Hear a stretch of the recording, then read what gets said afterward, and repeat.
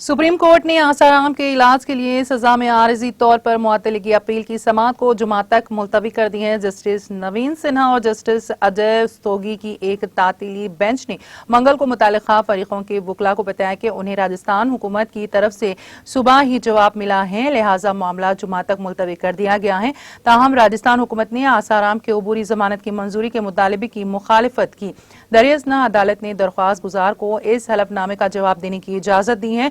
Rajasthan high court ने आसाराम को इलाज के लिए उसकी उम्र कैद की सजा को अबूरी तौर पर मुअत्तल करने की दरख्वास्त करने वाली अपील खारिज कर दी थी, जिसे उसने अदालत उज़्मा में चैलेंज किया है।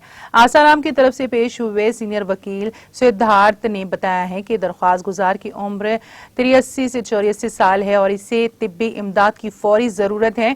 एम्स जोधपुर में उनका इलाज नामुनासिब है और उन्हें आयुर्वेदिक मरकज में मुंतकिल किया जाना चाहिए। इससे कबल जुमा को अदालत ने रियासती हुकूमत को नोटिस जारी किया था।